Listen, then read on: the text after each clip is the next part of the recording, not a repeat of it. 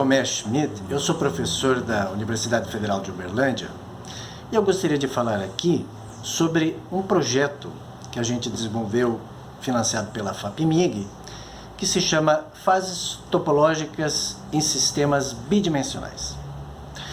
Nesse projeto nós conectamos duas áreas de atuação. Uma é a área de nanociências e nanotecnologia, que é uma fase quântica da física de materiais, juntamente com fases topológicas da matéria, que é também uma fase quântica, Então nós queremos entender como que esses materiais pertencentes a essas fases não triviais, fases topológicas, se comportam em sistemas de dimensões nano.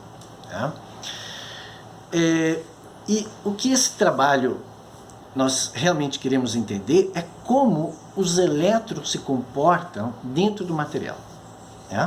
E o que nós descobrimos é que alguns elétrons em alguns materiais, dependendo das propriedades do material, esses elétrons se comportam como partículas relativísticas de massa nula. Mas isso é estranho, porque elétrons têm massa, nós sabemos, Mas dentro dos materiais, em algumas circunstâncias, eles se comportam como partículas de massa nula. E por que isso é interessante? Para que serve isso? Qual que é o objetivo disso? Partículas relativísticas, elétrons relativísticos, eles têm altas mobilidades eletrônicas. E aí são promissores para aplicações em dispositivos de alta velocidade. E para que serve dispositivos de alta velocidade?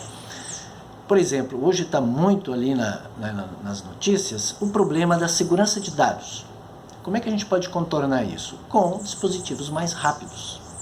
Aí você consegue antever o problema, por exemplo, de uma invasão, etc. E mesmo de fazer códigos mais protegidos. Precisamos de dispositivos cada vez mais rápidos. É interessante que nesses materiais, nessas partículas, esses elétrons, comportando-se como partículas de massa nula, eles têm sido propostos existirem em 1928 e 29, por os físicos Dirac, Weyl, e outros que estudaram essas partículas. Era teórico, eles só proporam que poderia existir essas partículas. Entretanto, elas nunca foram encontradas na natureza. E agora nós estamos encontrando essas partículas dentro dos materiais, em alguns materiais específicos. E o que o nosso trabalho fez? Nós descobrimos alguns materiais que possuem essas partículas. Em particular, são materiais, seleneto de bismuto, telureto de bismuto, são alguns materiais que, quando dopados, o que é dopar? É você colocar um outro material dentro dele. Uma espécie diferente de átomos dentro daquele material e dopar ele uniformemente dentro do material. Quando a gente faz isso, esses materiais começam a aparecer essas partículas de massa nula. Eles se tornam semimetais e aí eles possuem essas partículas chamadas de Weyl ou Dirac semimetals. E o que isso qual que é a ideia então interessante? Que a gente está juntando, a gente está entendendo como se comportam partículas relativísticas, de massa nula,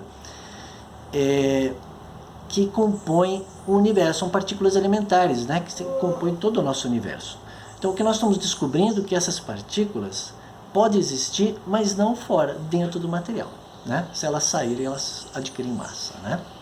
Então, tem uma importância de entender a física fundamental da formação das partículas que formam todo o nosso universo, além de serem altamente promissoras para dispositivos de alta velocidade. Então, eu gostaria de agradecer aqui, nesse post, a FAPEMIG por financiar esse projeto, a realização desse projeto, juntamente com a Universidade Federal de Uberlândia.